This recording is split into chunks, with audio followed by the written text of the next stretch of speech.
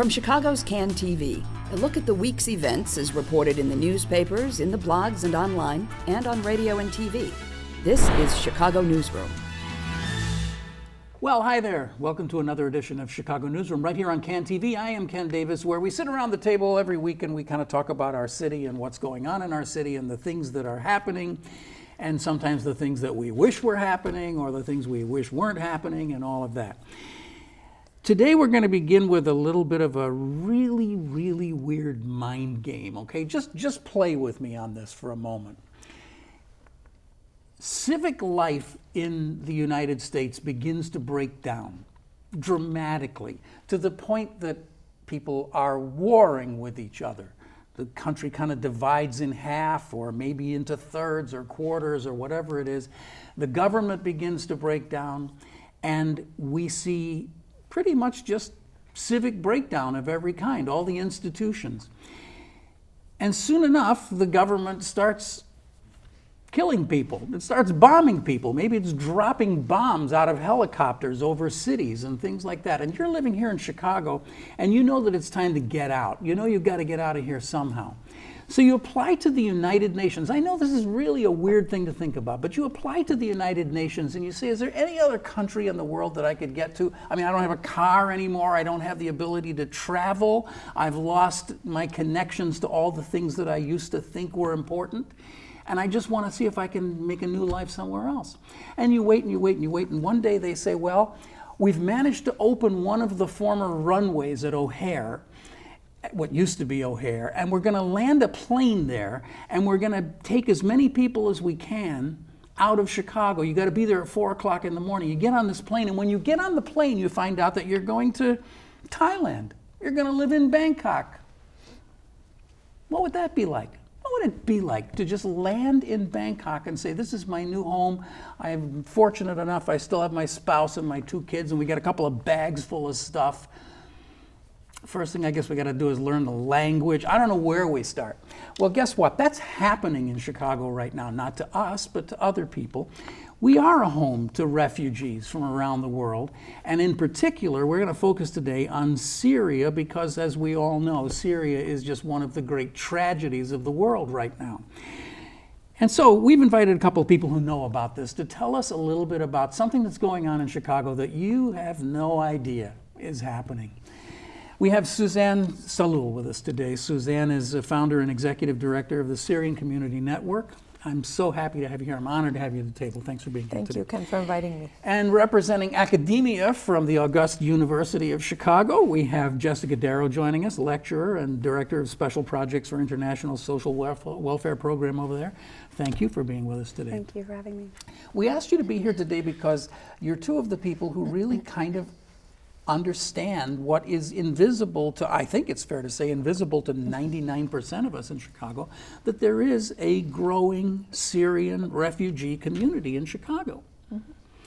So I wonder if maybe you could let's just start with some facts. Can we get some facts on the table? How many recent arrivals from Syria, refugees from Syria, are there in Chicago, and do we know in Illinois? Okay, so right now in Chicago, we have, since November of 2014, we have about 115 families just in the Chicagoland area. And in Rockford and in some areas in southern Illinois, there's about, I would say, another 16 families. So that would bring it, close to 130 families altogether in Illinois. And these are recent arrivals, I'd say, in the last couple of years or something? Yes, since November of 2014, when the first family actually landed here in Chicago. And so for some perspective, those are Syrian refugees. Yes. In 2016, the fiscal year for 2016 just ended on September 30th. So in the federal fiscal year of 2016, we saw 3,000 refugees arrive in Illinois. Refugees or families? Is this individuals? Individuals, Okay. so fewer families. Yeah. Many of them come as rather large family units. And 60% of those are in Cook County. So the number of Syrian refugees that we're seeing, the proportion due to the, relative to the number of refugees at large in Illinois is incredibly small. Mm-hmm. What we are seeing is the majority of refugees who are coming from the Democratic Republic of Congo, or coming from Africa. We see them coming from Iraq still. We see them coming from Burma. And as we're slowing down our program from Bhutan, we're seeing fewer and fewer from Bhutan. But in fact, Syria represents a small number of the refugees who are coming. Congolese refugees are the number one? They're in the top 3 or 4. I think Wow. I think the refugees from Iraq are right now the largest group. Iraq. Well, as I suppose it should be. We have an incredible obligation to the nation of Iraq. But so we have these people who are coming into Chicago. Is there an unmet demand? I mean, are there a lot of people trying to get in and they can't? How does this work? Well, if you want to put things into perspective, we have close to 5 million people registered with the United Nations High Commissioner for Refugees, with the UNHCR, 5 million people. We have about 2 to 3 million internally displaced people. We have another 2 million people who are unregistered refugees living in the surrounding countries of Lebanon, Turkey, in Egypt. So everybody wants to travel or live somewhere else. Last year, we saw the phenomenon of the boat people who are trying to go from Turkey, go on boats, on the small dinghy boats, and to go into Greece so that they can walk through Europe into Germany and into Sweden. Unfortunately, now the laws that maybe have blocked the Syrian refugees in Greece, so they're not able to continue their journey into Western Europe. So that's left a lot of people in limbo in Greece, and some refugees actually went back to Turkey. So what we're seeing is the worst humanitarian crisis since World War II, and this is the highest number of refugees that we've had in the world since the 1940s. The Holocaust. Yeah. And that's just Syrian refugees. So again, for an even larger global perspective, there's more than 65 million people who are either internally or displaced over a border. And of those, the resettlement program worldwide only resettles less than 1% of those people. So unmet demand, the answer is yes. You're using a little bit of academic language here. Go back a half a paragraph. There are how many millions of what kind of people? There are over 65 million people who have had to flee their homes because of persecution or the fear of persecution, the very real and well-founded fear. Some of those people are just displaced within their own countries, and so they're not considered refugees yet because they haven't crossed a border. Meaning they're in camps? Or? So the political definition of a refugee is simply that you've crossed the border from your original home and claimed asylum somewhere else in a second country, and that process is part of what defines you as a refugee. If you've left your home but you're within the same bounds of your nation of origin, you're an internally displaced person. That's the categorization that we have given these folks. So together, the groups of people who've had to leave their homes and flee for their lives, those people are around 65 million people. Some of them, so the story that you told about leaving and going to O'Hare isn't quite the refugee story. The refugee story would have those folks leaving their homes in Chicago and maybe walking on foot with their children on their back and whatever other belongings they could carry, and hopefully crossing the border into Canada. At that point, they might be able to claim that they are refugees and hope that they'll be designated as such and then be flown somewhere else for resettlement. So a major flaw in my little story, you wouldn't be a refugee if you were still in Chicago, living in Chicago. And then flown out somewhere. You would be some kind of other political category, so not to use too much legalese. But that's an important part of the story, because the people who are being designated as this category refugee have already done so much to get where they're going, to prove that their families can have a life that's more safe than the one they were potentially going to lose where they were. They've either taken a boat or taken foot and crossed a border and risked everything to do that. So that level of need to leave is part of what helps define them as someone who has a well-founded fear of persecution. You can imagine that if you choose to take that journey, something terrible is happening at home. Yeah. I find it almost indescribable to think of the idea that a large city can be just essentially decimated, can be just kind of wiped off the map. I mean, we've seen it now in the last 25, 30 years. We've seen it in Serbia, Bosnia. The Russians, my mind just went blank. The Chechen city. Chechnya. Yes. But now, it's Aleppo that seems to be really more in our conscience than anything. And when we see we see that video of what appears to have been a pretty normal kind of thriving city. I mean, I admit it, I'm like everybody else in the world. I'd never heard of it. I couldn't have told you where it was if you asked me, you know, if I was running for president and you asked me about Aleppo, I would What say, is Aleppo? Yeah, what is it? Not now, Yeah, but a yeah. year ago. So, have you ever been there? Oh yes, many times. We should ask first of all about your story. You're not a refugee, but you've been here for about 30 years, right? Yes, I came to the United States at the age of 10 in 1982. And my parents decided to immigrate here after the first uprising in Syria that took place against the father of the current president, Bashar al-Assad. The father is Hafiz al-Assad. So in 1982, there was a mass, kind of like rallies, and people wanted to, again, you know, regime change. And but the father, the Hafiz al-Assad at that time, crushed the rebellion very badly. And in the city of Hama, he surrounded the city for about 40 days, starving the people and basically going door to door and shooting people and killing people. So at that time, my parents decided, okay, you know, my mother, who's Canadian, actually, I'm only half Syrian. My father's Syrian and my mother's Canadian. And actually, my father came in the 1960s to study engineering. And then my parents met here, and then I was born in Syria. They went back, and my father was a successful civil engineer in Syria. So my mother decided we don't have a future in Syria and wanted really badly to move back to the United States, and that's kind of how our journey started. But coming here was very difficult. I mean, I know I'm not a refugee, and we did not lose everything that we have, and we didn't have to make those, you know, life or death decisions. Yeah. But still, you know, coming to a new city, you know, having to learn a new culture, a new language. Even though we were blessed, we spoke English. You know, we grew up learning English. My father didn't have to go through that reaccreditation like many educated immigrants would have to go through. He already had a U.S. Diploma in engineering, so it was much easier for us. Yeah. But still, it was very difficult. And you know, throughout, you know, when we were growing up, my parents wanted to keep us connected to Syria, and then we would go after things settled down and after I got married and had my children. I decided that I really want my children to be able to understand and know the country. And my husband and I would go every summer to Syria to sit for 2 months, and I would register my children in Arabic classes, and they would do everything that Syrian kids did. They played soccer, they did tennis, they did everything, and it was fun, and we enjoyed it, and it was a chance for my in-laws to also connect with my children. And so we used to visit the sites, and we used to go to Aleppo and Damascus and all of these amazing places. Aleppo, just so you know, is one of the most beautiful cities in the world. It's Damascus is the oldest inhabited city in the world, but Aleppo is just as old as Damascus, and it's in the Silk Route that Marco Polo used to take, and it's a popular trading spot in the olden days when traders from all over used to come and they would stop in Aleppo. Its cuisine, its culture, its fabric, its art, it's unique. It's a unique city even from the rest of Syria. There are many sites that are considered World Heritage Sites in Aleppo. You have one of the oldest minarets that's built in like the 1100s, and which is destroyed.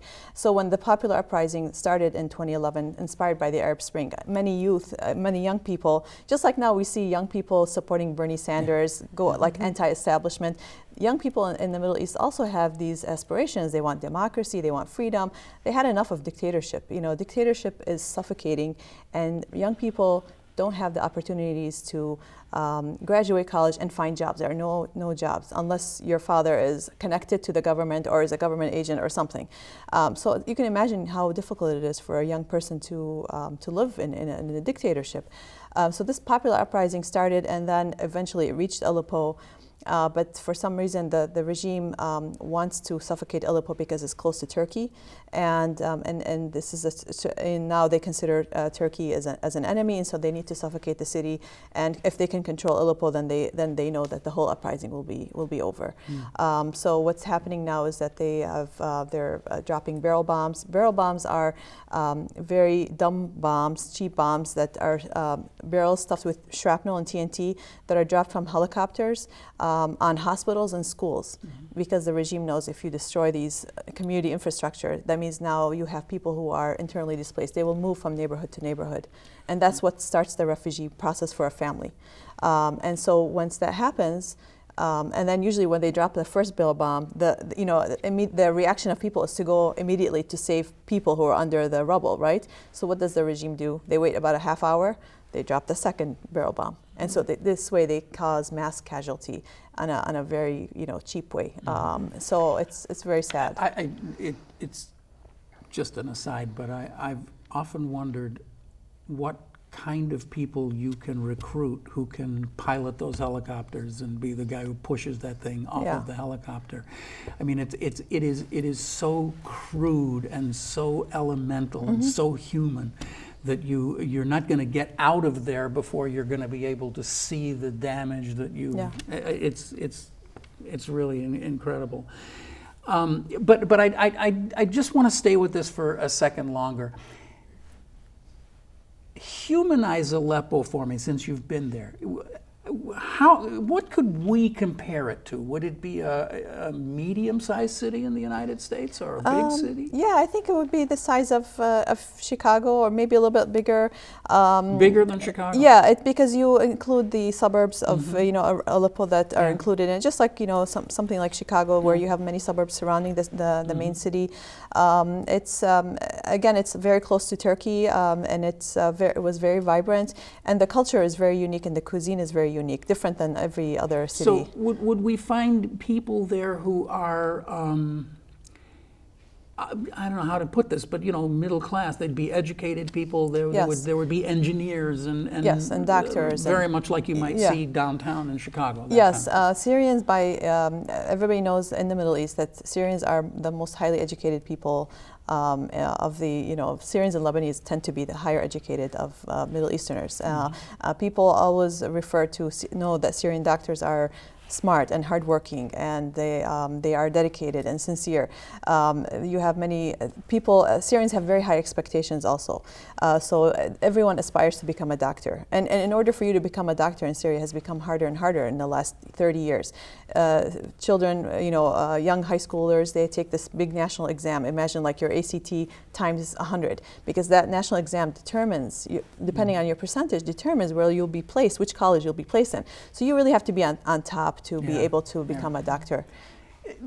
Jessica, maybe I'm making too much of this, but just sort of like as sort of the American type. I don't know how would we describe you? We're all Americans, but the people who are not Syrian or origin at this table. Do you get those same tinges that I get about just seeing about not being able to understand how an educated society can just rip itself in half like that? How does it happen? I'll tell you, I spent a lot of time thinking about that. From both an academic and an emotional perspective, I think about that. I'm the grandchild of a German Jew. And so I think there is a sort of natural core inside of me that wonders how a society could do what they did to my grandmother's people. But at the School of Social Service Administration, where I teach and where I even did my studies, I'm surrounded by social workers. I'm a social worker myself. And so I don't actually feel so separate from it. What I try and understand is, what would it take for me? What would it take for me to be a part of a community in which that was being ripped apart in this same way? And I do a considerable amount of time, spend a considerable amount of time thinking about and spending time in Rwanda, trying to understand what drives a country that is so small and so intimate in so many ways to action against each other. Not one leader that's driving, right? There wasn't one leader at the time of the genocide in Rwanda, but people turned on neighbors. Right. And so in some ways I don't feel how could an educated society, I think the question I ask is, how are we the same? And how could any of us? Right. And more, I think the premise I have is any of us could. So the question I have always is, what are the conditions and what is the context in which so much fear and so much hatred and so much othering?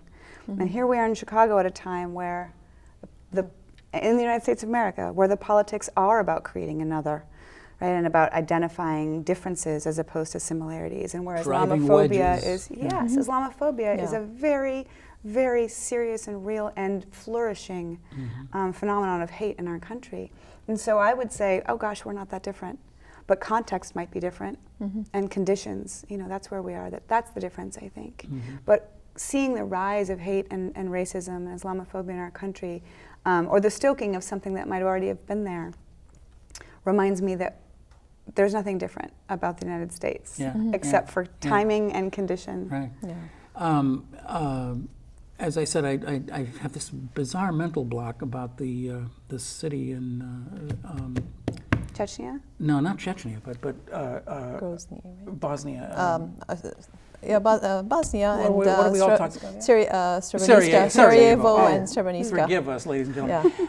gentlemen. And I will get off of this, but Sarajevo gave me that same really creepy feeling because it was rows of high rises. It looked for very much like the shoreline of Chicago with all the the very nice looking condo and high rise buildings all along the lakeshore. And within a matter of a year or so, they're shooting at each other from one building to another. And it amazes me how quickly these constructs of society can just completely evaporate. And as you say, that's your study, and I'm baffled by it. I really am.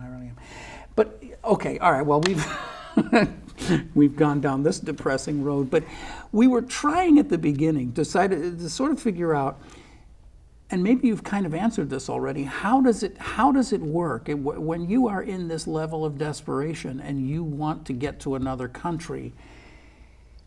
How would someone go from somewhere in Syria to being settled on Devon Avenue in Chicago? What does it take? How long does it take? How many forms do you have to fill out?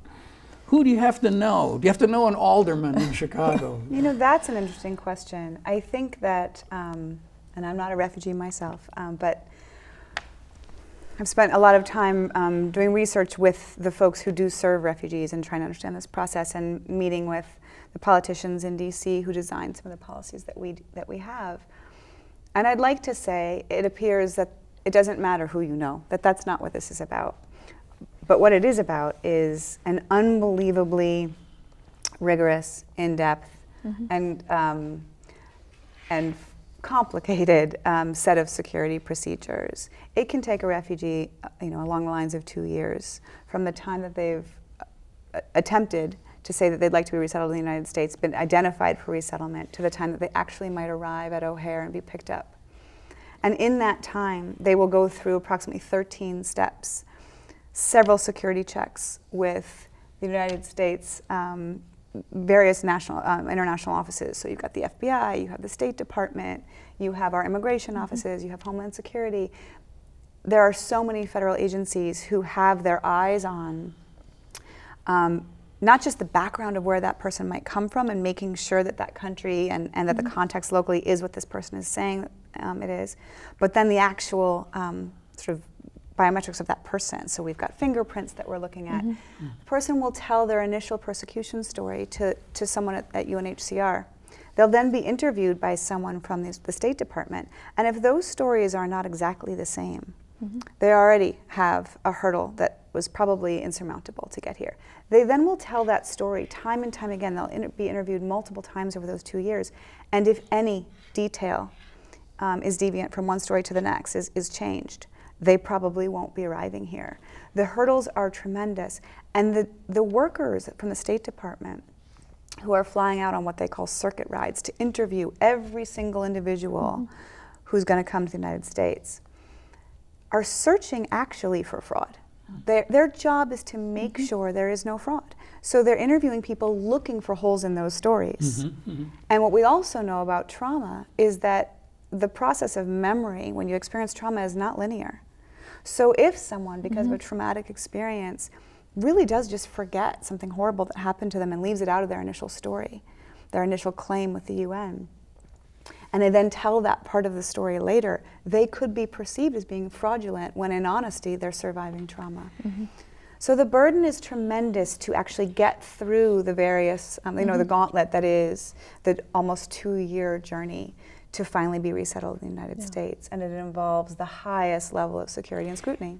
I mean, this becomes the big question, doesn't it? Because you know, almost simultaneously with this, we have all the horrific bombings in Paris and in Europe, and then that sets off the American political, it jangles the American political nerve, and you have, I think it's fair to say pretty much every Republican governor in the United States saying we're not letting any of them in here because they're all going to be ISIS, you know, secret ISIS fighters. And of course, we're all on edge about that because you just never know when the next attack is going to come. So that must have had some impact on it too. I mean, our own governor, Governor Rauner, made a statement in November, I think November 15th of last year, saying we're not going to accept any Syrians into Illinois, but we are, right? So thank goodness. The courts just two days ago, I believe, struck down the case in Indiana in which similarly, the threat in Indiana was to shut Syrians out, and the courts found you in fact cannot discriminate against a category of people. All refugees, okay, you can shut your doors to all refugees, and we can make the case for all the reasons you wouldn't want to do that. The refugees bring a thriving community, and especially in cities where you know, sort of the inner city core has been hollowed out by a move to the suburbs. You bring folks who have an unbelievable skill set, entrepreneurial skills that revitalize a city. And you bring folks who are community driven and who are eager to contribute to the communities that they arrive in. So it would be a real shame for our local communities not to be accepting of refugees, and yet you cannot discriminate against one category of refugees, say the courts, thank goodness. So there isn't a legal basis for doing this. And what we do see in Illinois is that the constituents of our governor, the folks that are living here, are opening their arms, in many cases their homes, in lots of cases their wallets, to support the folks who are arriving. The refugee resettlement agencies and the mutual assistance agencies that are here, so the agencies that are tasked with serving refugees when they first arrive, are literally overwhelmed, and you can tell us about this, with volunteers holding volunteer sessions to just try and manage the demand, if you will, to help. So I think what we're seeing is Chicagoans are an unbelievably welcoming population, and these are the constituents of our governor. And that's really going to have to be where we're going to... Can I add a few to what Jessica was saying, that when she was talking about the vetting process, is that all of the families that that are here in Chicago have spoken of how many times they have been interviewed by the different various entities until they finally get the approval, and then they finally are on that plane seat, you know, and then coming to Chicago. So they've all said about the numerous interviews, and they're, you know, really glad for it. And they didn't understand, why are they asking us the same question over and over? And then when we explain, they're like, oh, that's you know, that's why. And then just to go back to the governor's point, that, you know, we just, you know, last year we said this, that we would love to invite the governor to come and visit with the refugee families, because as Jessica said, we were overwhelmed with demands of being able to volunteer and help families. I think there's a real case to be made for this argument that Chicago is a welcoming city, as I'm sure probably most of the larger cosmopolitan cities in the United States are. And one of the things that I think you're touching on, and it's a really delicate issue to talk about, but when people have gone through this level of vetting, how do you put this politely, but we're getting really like the really high quality people, right? I mean, you know, Donald Trump talks about, you know, the Mexicans are only sending us their rapists and their, you know, so forth. Well, whatever's happening here with Syria and similar situations, we can be assured that we've got people coming here who want to be here and want to start lives here. They want to restart their lives in Chicago, and that's got to be a good thing for us. Oh yeah, definitely. All the families who are here always speak about, you know, when we ask them, why did you come here, they say that they want a better future for their children, and this is what brought them here. You know, and then they tell me, well, you came here, your parents came here, look at you, you're educated, you're doing this, you're doing that, and I want my children to be like you, who are Syrian American and still serve their community, and they always want their children to become doctors and engineers. And then I have one girl, her name is Widad, and she said that she's going to start an organization just like our organization. And so I mean, we're happy, we're inspiring the younger children to work and to be motivated. Well, actually, you should tell us a little bit about the Syrian Community Network, because as I understand it, you have a very special role, because you kind of come in when people they've already got their apartment, right? And they're kind of they've got the mechanics down, but now we've got the huge issue of the social and... So when we work closely with the resettlement agencies like Refugee, One Catholic Charities, Heartland, and World Relief, and the Ethiopian organization, and now Highest Chicago will be starting in October. That's exciting. Yeah, so next week we'll be doing a cultural training, Cultural 101 with the case managers on what to expect when they work with Syrian refugees. So that's one of the things that our services that we offer to the resettlement, is that we're able to help bridge the gap, the cultural gaps between the case managers and the families. And then after a few months after they've got, as you said, the mechanics down, we kind of step in and we help them with other community outreach. We introduce them to new people. We hold events where we invite different people from the community, and then the families are there, and as a way to mingle and mix with each other and get to know the larger community. We always tell them that Chicago is a very welcoming community, and not just from Syrians or Arabs or Muslims, but all of Chicago are eager to welcome you. After the governor made his comments, we were overwhelmed with requests to volunteer. We have over 130 volunteers. We're managing 130 volunteers. Imagine that. Just your organization? Just my organization. I remember Refugee One saying that they had to take off their volunteer link because they were so overwhelmed as well. We were getting donations from people we didn't know existed even, and what's a good thing, So. Well, I was just going to say, that said, we want to be sure to maybe help the viewers understand. Yes. This program of resettling refugees is funded by the federal government to a certain extent. So, for instance, in this next federal year, just recently, President Obama announced that we will be aiming to resettle 110,000 refugees in the entire United States of America, and yet Congress... 110,000 refugees from all nations. From all nations, about 65 nations. And yet Congress will fund the resettlement program that's the size that would serve about 60,000 refugees. So these resettlement agencies and organizations like Suzanne's are needing to figure out how to bridge that gap of need. So the volunteers are incredible, and it helps the organizations do their work, but they're unbelievably underfunded and under-resourced. And so, as I said, the research I did was following the workers and really trying to understand, how are you meeting the needs of this population who, as you say, are arriving most of the time not speaking English, most of the time not having a strong base here. Some have family here, but by and large, you're in a new community, a new culture, a new language, trying to adapt your labor market skills to this labor market. How do we think about serving folks with that level of need with resources that aren't even pretending to be sufficient? And the answer is that the organizations are thriving on the devotion of incredibly hardworking folks, many of them refugees themselves, who have now found jobs at their resettlement agencies that resettled them, or at the mutual assistance agencies. And that's again sort of the goodwill of the American public, right? Those are folks who aren't being paid much themselves, doing this work to make sure folks get settled. And one question I wanted to ask you, sort of on this note, you were talking earlier about how highly educated the Syrians are, and how high their expectations are, maybe of themselves and of life and for their kids.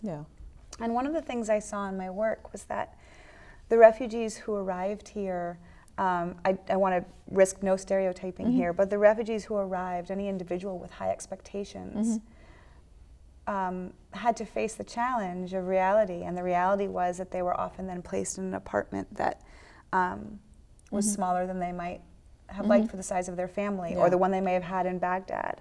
Then asked to take a job that might be cleaning toilets or cutting meat in a meat factory, when in fact they are a professor like myself at home. And that the level of expectation they may have had when they arrived here and found out they were finally safe and then the reality might be incredibly out of sync. Are you seeing that, and if so, how are you managing that with the folks you're helping? Yeah, that's a very good question, actually. So when they do come here, and then they are placed in their apartments, and of course, sometimes they try to convince us to help them find another apartment. But we tell them, no, your first apartment is not your last apartment. It's not like Syria, you buy something or you rent it forever. In Syria, everything's forever. But here, it's that you can always move around. And then they're placed in jobs that are maybe not to their skill level or what they want. And so this is a very harsh reality for them. And sometimes they decline the jobs. But then we tell them, well, what do you have? What else do you have going for you right now? Because at some point they have to become exactly. So we tell them your first job is not your last job. We explain how different people go through different jobs and build on their resume. You have to build resume. They don't understand the idea that you have credit checks. You cannot be late on your rent, paying your rent, or you cannot just leave the apartment and go to another apartment because you found that one that was nicer. It's very difficult for them to understand that there's a credit check and all these types of things. So within a year, they kind of start to adjust to those new norms, and then it becomes a new normal. And then they start to realize and start to accept different jobs. We have 2 people right now who just actually, their mentor, their volunteer, actually helped them start a business, a cleaning business.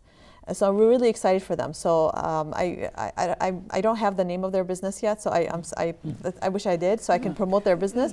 But they're starting a cleaning business because one of the husband was hired by one of the mosques to become he was cleaning like a janitor, and then the other man also was hired by another mosque to become a janitor. So now they've pulled their resources together too, and with their volunteer and opened a business actually. It's exciting. I'm sorry. One of the great traditions of Chicago and other big urban centers is that people tend to cluster, with their own people that they can speak their own language with and everything. That's got to be a real problem here. That the Syrian community is so small that you can't get that kind of. Actually, the Syrian community here in Chicago, Syrians have a history of migration to the U.S. So early in the 20th century, in the late 19th century, Syrians have been coming to the U.S. So if you go to cities like New York and Boston and Detroit, you have large pockets of Syrian American and Arab American communities in there. And Chicago also has a big Arab population that started coming in the late 19th century. They actually settled on Michigan Avenue, in the southern part of Michigan Avenue, but then they were pushed west until they got into this area, the 63rd area, the Market Park, and then eventually making their way into Bridgeview. So right now, Bridgeview, a suburb of Chicago, is kind of like the heart of the Arab community. So you have a large Palestinian community, a large Iraqi community, you have Yemenis, you have people from all over, and the Syrian community has naturally resettled in the western suburbs like Oak Brook and Hinsdale and in those areas. So there is a thriving community in the west suburbs. And are they being helpful? Yes, they are actually. Our community are very generous. Syrian Americans are known to be very generous. In fact, every organization, whether they're a Muslim organization or a different ethnic group that has some kind of event or anything, they make sure to invite the Syrians, because if you have Syrians, it means your fundraising event will be successful. Your fundraising goals are met. So in fact, some organizations nearly close their doors, Muslim organizations, because Syrians now all of a sudden diverted their funds. Instead of donating to organizations that are here in Chicago or they're doing work, they started donating that money into Syria because they need to help their families. And they need to send aid, and they need to build hospitals. There are many field hospitals that are supported by donors here in Chicago, and they're helping people, helping to save lives. In fact, some American organizations here really suffered because they lost the money of the Syrian Americans, and they're known to be very philanthropic. And they are our number one donors right now. All of our support that has been coming to Syrian Community Network is 100% by donations, and a large chunk of it is the Syrian American now, population. You're not a resettlement agency, of course. You're like I said, you have a different function in this timeline. But do we have a sense right now? Are all of the Syrian refugees, let's just take Syrian for the moment, are all the Syrian refugees who are in the pipeline to come here lined up with a place to live and all the counseling and stuff that they need? Yeah, so you can't, well, those are two separate questions. You can't get on the plane until one of the national agencies, the national non-governmental organizations in DC and New York, have basically taken your case from the State Department. And so what happens is these national agencies accept the case that's assigned to them from the State Department and then delegate that case out, allocate that case to one of the local organizations that they have. They have 190 communities throughout the country, these national agencies do, in which they end up resettling refugees. And so let's just take Chicago. In Chicago, we have 5 now, coming on 6 resettlement agencies that are the local affiliates of those national organizations. So the refugees assigned to a national agency and then allocated out to one of these local placement agencies. A worker from the local agency, and we can use Refugee One as an example of a local agency here in Chicago. Refugee One will get alerted that a refugee is arriving, and they will send someone to O'Hare to meet the flight. They will greet the refugee in their language of origin. So either the worker that goes will speak the language of the refugee, or they will send a translator along, meet the refugee, and bring them back then to an apartment that the agency has rented on behalf of that agency. There'll be a warm meal waiting. So they're escorting the refugee to this apartment. And that apartment is furnished. The State Department has a mandated list of furniture and supplies and food goods, non-food goods that have to be in the apartment. And that money for that furnishing and for all of that comes largely from the State Department. And supplemented by the local agency that comes up with the rest of the money necessary. And the rent is paid on that apartment for a month. A month? For a month. At that point, the refugee will meet with, once they've slept, had their meal, woken up, gotten a little bit of a sense of themselves, having just arrived in the city. Looked out the window. Right, and how long have they been flying? Yeah. Someone will then come again to the apartment and show them how to lock the door, turn on the stove, just sort of orient them to what this apartment, how it works. And then we'll escort them to the resettlement agency where they'll meet with their casework team, they'll meet an employment worker, they'll set up their initial health visit at the medical office. So their first steps, they'll get set up with their employment card. So these first steps are all supported by these resettlement agencies. And at that point, in that intake, there are lots of questions that are meant to assess the mental health of the refugee. And if they have mental health or behavioral health needs, they'll get referred for services there.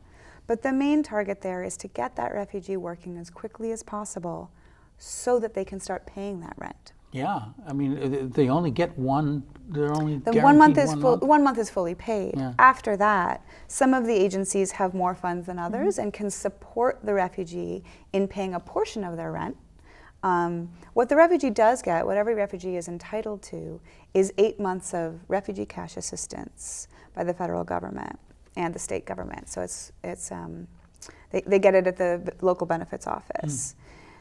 If the refugee is a member of a family, and they would, like any other family that's in the United States, be eligible for temporary assistance for needy families, then they can also be enrolled in that program. So there will be some cash support, but it will not be enough to live on. It will not be enough to pay their rent. It won't last very long. It won't feed their children, and it won't last that long. And that's kind of when we step in. We created this rent program, rent assistance, so that after we communicate with the resettlement and they tell us, okay, we've stopped paying them rent, so then we kind of kick in a program where we pay 50% of their rent for the next few months, just to kind of give them a breather, because we know the challenges of having to learn a new culture and a new language, and then start a job, and then all of a sudden, just you have to be able to pay $1,200.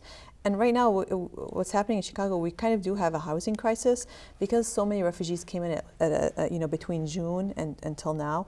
There were so many large numbers of refugees that came in, that there was a shortage of housing in the north side. Some people were placed in hotels until they were able to find them apartments.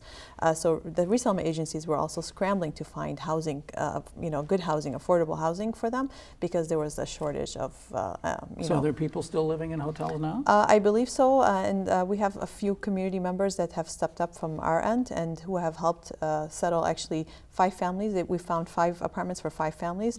Some are now in Glendale Heights. We have some people that moved to Bridgeview because, you know, they needed a home, and it was Ramadan, and there was, you know, it's very difficult to live in a motel and during Ramadan. So there are some community members who agreed to co-sign their leases, and were able to put them in homes. So really grateful for the community's support. Interesting. Yeah. Before we started recording the show today, Suzanne, you were telling me about the Anne Frank of is she living in Aleppo? Or yes.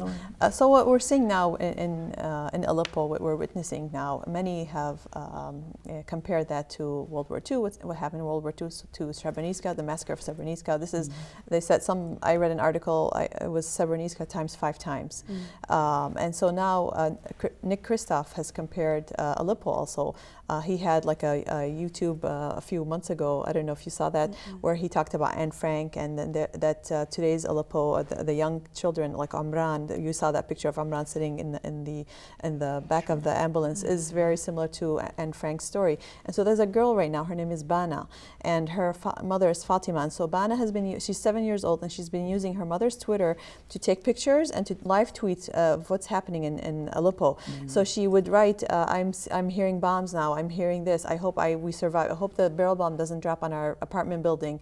She takes pictures, this is where my friend used to live, this is where, you know, so-and-so used to play, this is where we used to go to school, I don't have school. She has been out of school for a year now. Her mother was an English teacher, so she's been teaching her English at home, and in that she's been using that English to tweet live tweets.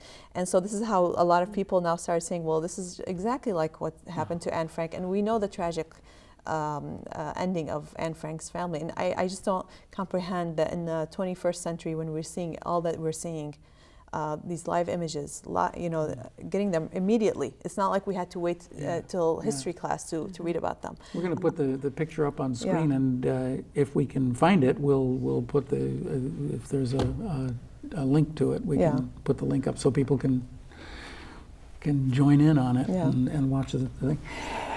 Well, it's just an amazing human interest story that's going on in Chicago and everywhere else. And as we say, the Syrian is only just a part of what's happening in Chicago. Every single day, people are arriving here and starting their new lives. Just like Chicago, that's how it got started. It's the way it's always been, right? It's just we're all just a bunch of immigrants from around the world. Well, thank you so much. Thanks for helping us understand this. It's been really an interesting conversation. I really appreciate it. Thank you. Thank you. Jessica Darrow, is a lecturer at the University of Chicago and a researcher and very deeply involved in this, and it was a pleasure to meet you. Thank you, Brian. And Suzanne Sahloul is joining us too. She's the founder of the Syrian Community Network. And thank you. You're doing great work, and keep doing it. I hope you get a lot of support for it. Thank you. Okay. All right. Thank you for being here, and thank you for being here. Thanks for watching our show today, because it's just a kind of an interesting side look at what's going on in Chicago, the part that we generally don't cover on this and other shows. We'll be back next week with another conversation, probably about what's going on at Chicago Public Schools and that new COPA that's being developed for the Chicago Police Department. So there'll be lots to talk about next week. Hope you'll join us then. You can watch us anytime by going to this link and seeing any of our past shows, and of course watching the one you're watching right now. So thanks a lot. We'll see you next week. Bye-bye.